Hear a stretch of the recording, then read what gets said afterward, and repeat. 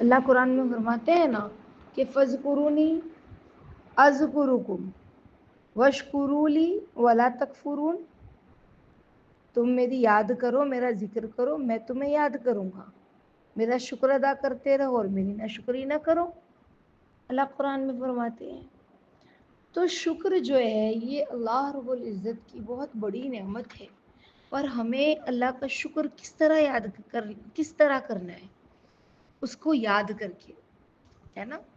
ایک ہوتا ہے نا دنیا میں بھی انسان اگر کسی سے احسان کرتا ہے اور سامنے والا اس کے احسان کو بھول جاتا ہے، اسے یاد نہیں رکھتا، تو پھر دنیا دار بھی کہتے ہیں کہ ہم نے تم پہ فلاں احسان نہیں کیا، فلاں احسان نہیں کیا، اور تم ہمیں اپنی خوشی میں بھی بھول گئے، یاد نہ رکھا تم نے۔ ہاں، تو پھر تو یہ رب کونین ہے، رب کریم ہے، اللہ ہے اللہ۔ تو ہمیں اللہ کو کس طرح یاد رکھنا ہے، اس کا شکر کس طرح ادا کرنا ہے۔ پوری زندگی بھی سجدے میں ہم سر رکھ کر گزار دیں تب بھی اس کا شکر نہیں ادا ہو سکتا، وہ ایسی ہی رب کونین کے ساتھ ہے۔ ایک صحابی نے ایک مرتبہ عرض کیا کہ یا رسول اللہ صلی اللہ علیہ وسلم، احکام تو شریعت کے بہت سارے ہیں، مجھے کوئی ایسی چیز بتائیے جس کو میں اپنا دستور بنا لوں، اپنا مشغلہ بنا لوں، سمجھ رہے، جس کو میں چھوڑوں ہی نہیں۔ کوئی نصیحت مجھے ایسی بتائیے۔ نماز روزہ تو ہے ہی، حج زکوٰۃ تو ہے ہی، اس کے علاوہ میں کیا کروں اللہ کے لیے جس کو میں کبھی نہیں چھوڑوں، کوئی ایسا حکم۔ تو کہا کہ اللہ کے نبی صلی اللہ علیہ وسلم نے فرمایا کہ اللہ کے ذکر سے ہر وقت اپنی زبان کو رطب اللسان رکھ، سمجھ رہے۔ اور ایک حدیث میں آتا ہے، حضرت معاذ رضی اللہ تعالیٰ عنہ فرماتے ہیں کہ جب جدائی کے وقت آخری گفتگو جو آپ صلی اللہ علیہ وسلم سے ہوئی نا ان کی، تو وہ کیا تھی؟ حضرت معاذ رضی اللہ تعالیٰ عنہ نے کہا نا کہ سب اعمال میں محبوب ترین عمل جو ہے اللہ کے نزدیک کیا ہے نبی اللہ؟ پوچھ رہے حضرت معاذ رضی اللہ تعالیٰ عنہ، تو آپ صلی اللہ علیہ وسلم نے کیا فرمایا؟ اس حال میں تیری موت آوے کہ اللہ کے ذکر میں تیری زبان رطب اللسان رہے، تو اس حال میں دنیا سے رخصت ہو۔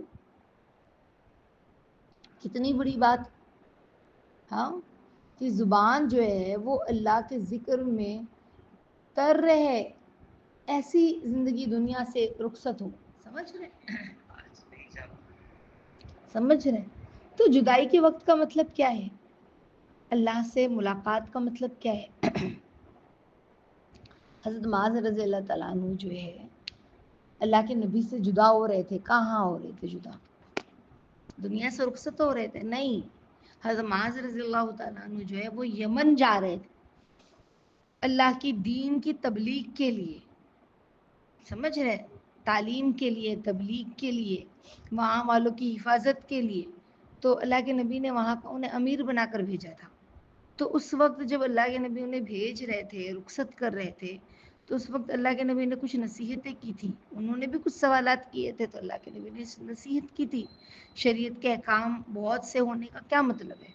یعنی ہر حکم کی بجاوری تو ضروری ہے، اللہ نے جو بھی ہمیں حکم دیا ہے اس حکم کو ہمیں ماننا ہے، ہاں، اللہ کے ہر حکم پر عمل کرنا ہے، لیکن ہر چیز میں، ہر حکم میں کمال کب پیدا ہوگا؟ اس کو مستقل اپنا مشغلہ بنا لو، سمجھ رہے۔ یہ دشوار ہے، لیکن جو چیز سب سے اہم ہے نا وہ کیا ہے؟ اٹھتے بیٹھتے چلتے پھرتے بندہ اللہ کو یاد کرتا رہے، سمجھ رہے۔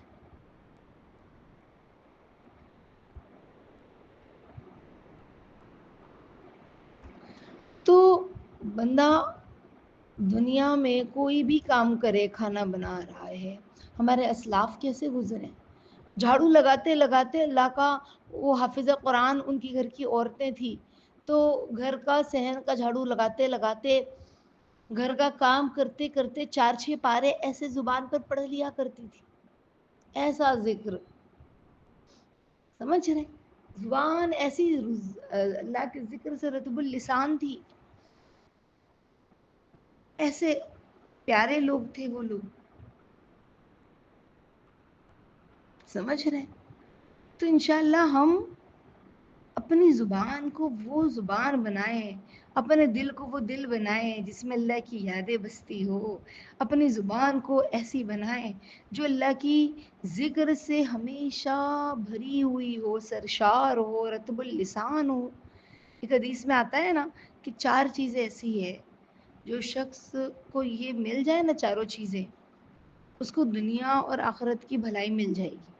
تو کہا ایک وہ زبان جو اللہ کے ذکر میں مشغول رہنے والی ہے.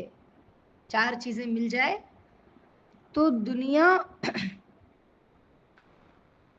اور دین دونوں کی بھلائی اس شخص کو مل گئی. تو پہلا چیز اللہ کے نبی نے فرمایا کہ زبان جو ہے وہ اللہ کے ذکر میں ہر وقت مشغول رہے.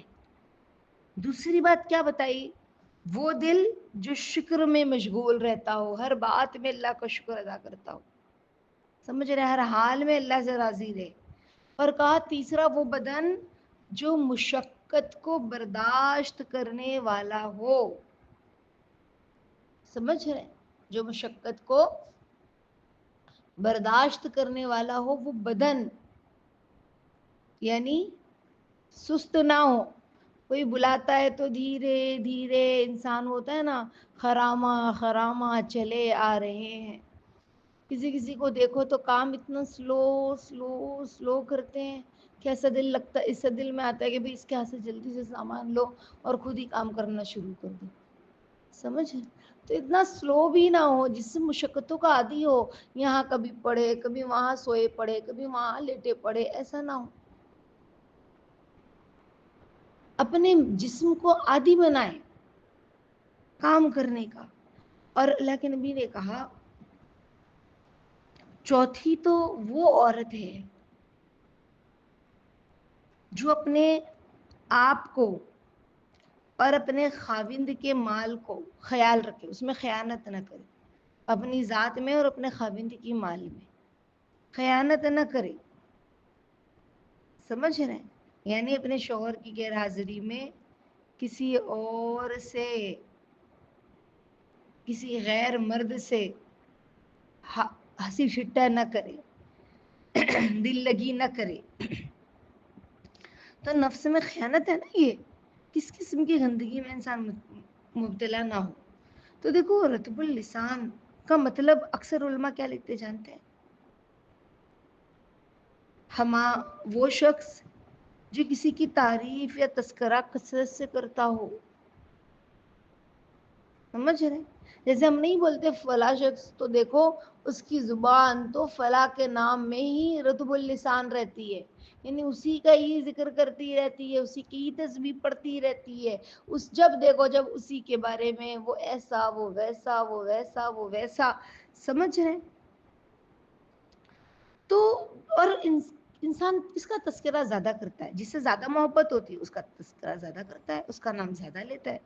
جس سے عشق و محبت ہوتی ہے تو نام لینے سے منہ میں ایک الگ ہی لذت, ایک الگ ہی حلاوت ملتی ہے, اس شخص کا محسوس ہوتی ہے نا, جس سے محبت ہوتی ہے. اور جس کو محبت ہی نہیں, عشق سے جس کا سابقہ ہی نہیں پڑا ہو, تو وہ کیا جانے کہ محبت کیا ہوتی ہے نا. تو اس وقت اللہ کا نام لینے میں کیا لذت حاصل ہو, وہ کیا جانے جو محبت کو ہی نہیں جانتا ہو. تو محبت جب اللہ سے بہت ہو نا, میں نے استاذہ کو دیکھا ہے کہ اکثر اللہ رب العزت کے بول کو جب وہ بولتی ہے تو سننے میں بھی کانوں کو اتنا محسوس ہوتا ہے. اور استاذہ یوں بھی کہتی ہے بسا اوقات کہ مجھے اتنی حلاوت محسوس ہو رہی ہے اللہ کا بول بولنے میں, اس کا نام لینے میں, کہ نا بسا اوقات استاذہ کہتی ہے کہ میری زبان ہے نا, اس کی ٹپ تک مجھے نا وہ اللہ کی نام میں وہ جو حلاوت ہے نا, وہ حلاوت کو میں محسوس کر رہی ہوں, اتنا اچھا لگتا ہے. اپنے رب کا نام لینا، اس کا ذکر کرنا. سمجھ رہے؟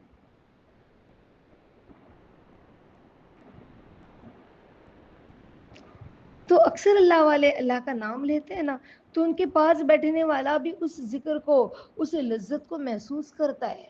جب استاذہ اللہ کے بارے میں بتلاتی ہیں نا، تو ایسا لگتا ہے کہ اللہ بس سنتے جائیں، یہ بولتے جائیں اللہ کے بول، اور ہم سنتے جائیں. اتنا ایسا دل کرتا ہے کہ وہاں سے اٹھے ہی نہیں. سمجھے؟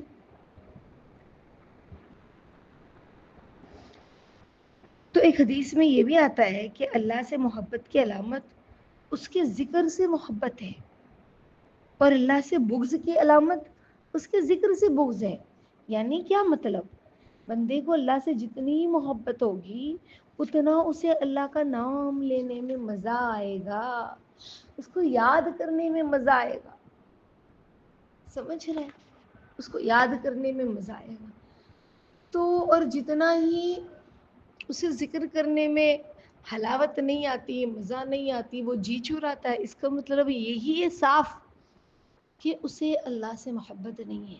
صاف اس کا یہ مطلب ہے. سمجھ رہے؟ تو اللہ تعالی ہم سب کو کہنے سننے سے زیادہ خوب عمل کی توفیق عطا فرمائے. ہم کثرت سے اللہ کا ذکر کرنے والے بنے کہ اللہ آپ کے ذکر میں رتب اللسان، زبان کیسی ہوتی ہے، ہماری زبان بھی ویسی بنا دیجئے نا میرے مولا. اللہ آپ کی زبان میں، آپ کے ذکر میں کس طرح سے بندہ جو ہے وہ ایک حلاوت، ایک سکون محسوس کرتا ہے. یا اللہ مجھے بھی وہ سچا مومن مخلص بنا دیجئے. سمجھ رہے؟ ہم اللہ سے اس طرح مانگا کریں.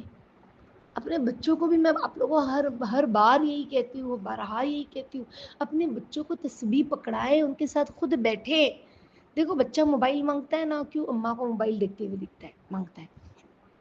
چھوٹا بچہ گھر میں ہے نا، اگر آپ کتاب کھول کے بیٹھ جاؤ اور کتاب لے کر پڑھو، یا پین پینسل لے کے بیٹھ جاؤ، وہ لے کے بیٹھو، تو بچہ کہے گا اماں مجھے یہ چاہیے. جو وہ اپنے بڑوں کو کرتے دیکھتا وہی کرتا ہے. آپ موبائل لے کے بیٹھو گے تو وہ موبائل ہی مانگے گا نا، کہ میری اماں بھی تو موبائل دیکھتی. لیکن آپ پین بک لے کے بیٹھ جاؤ تو وہ کہے گا کہ اماں کیا کر رہے آپ، اماں مجھے بھی دے دو نا، اماں میں بھی لکھوں گا. تو وہ اماں سے بک پین مانگتا ہے. سمجھ رہے؟ کہ ہمیں بھی دے دو پلیز مما. روتا ہے نہیں ملتی تو ہم اگر ذکر کریں گے، تسبیح لے کر بیٹھیں گے، بچہ بھی بیٹھے گا. ہم مصلی پہ بیٹھیں گے، بچہ بھی آ کے بیٹھے گا. ہم ذکر کریں گے، بچہ بھی ذکر کرے گا. سمجھ رہے؟ تو اس طرح سے ہم بچوں کو موبائل سے دور رکھیں اور اللہ کے قریب لے جائیں. ذکر سے زبان رطب اللسان رہے. بچپن سے اللہ کا ذکر کا ایسا عادی ہو، اسے سکھلائیں اور بتلائیں کہ اللہ کون ہے، اس کی یاد کرنے سے کیسے دلوں کو سکون ملتا ہے، اور اللہ کون ہے اس کی یاد کرنا ہم پر کتنا ضروری ہے. سمجھ رہے؟ اللہ تعالیٰ ہم سب کو صحیح سمجھ فہم فراست عطا فرمائے. آمین یا رب العالمین.